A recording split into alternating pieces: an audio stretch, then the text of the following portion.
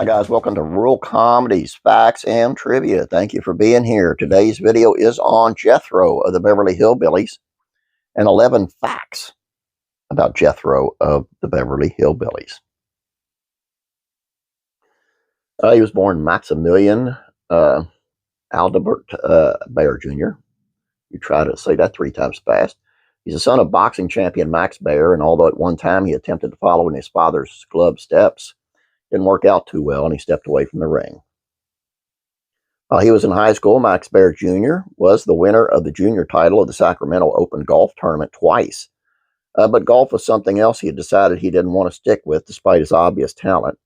In fact, in 1968, he won the Pro-Am tournament at the Andy Williams San Diego Open in 1968.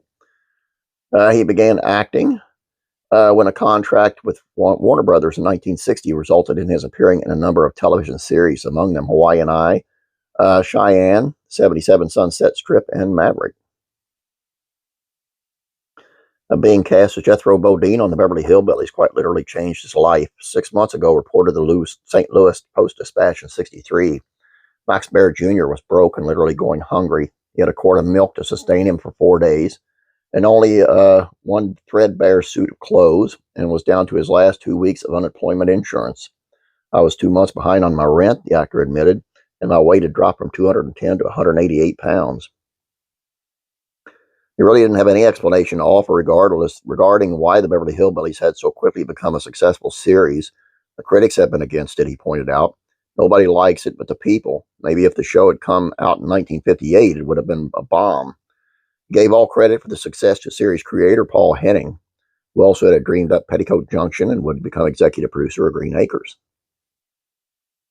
In trying to figure out how, he wanted to portray Jethro Bodine in the show, he found inspiration comedians Jonathan Winters and Andy Griffith, the latter of whom, of course, was starring in the Andy Griffith Show at the time. Said Baer, I bought albums they recorded and listening to them by the hour. Excuse me. The accent I use isn't authentic by any means. It's just country Southern and isn't supposed to represent any particular section of the country. Despite the success that he and his co-stars of the Beverly Hillbillies enjoyed throughout the 60s, when the show came to an end in '71, acting work was virtually impossible to find. It's a catch-22, he admitted on the Jerry Springer Show. When you're on a very successful show, you kind of get a pigeonholed, and I got pigeonholed as Jethro. After the show, people just wanted to give me Jethro or hillbilly parts, and I didn't want to do that. Recognizing his potential behind the camera, Baer shifted into writing, producing, and directing. His first effort was 1974's Macon County Line, in which he played a sheriff seeking vengeance against a pair of drifters who murdered his wife, pretty far removed from where he played Jethro. Produced at a budget of under $200,000, it grossed about $30 million. 1976, Max Baer Jr. was one of the first filmmakers to realize that there was film potential in popular songs. So he served as director and producer of Ode to Billy Joe, based on the Bobby Gentry song Ode to Billy Joe, and starred Robbie Benson and Glennis O'Connor, another big hit. It was produced for $11 million and grossed $27 million. In a song, Baer said nobody knew why the boy jumped off the bridge, so we used the song title as our star, because we couldn't afford to take and pay the major stars that kind of money, and so Ode to Billy Joe was the star of the show.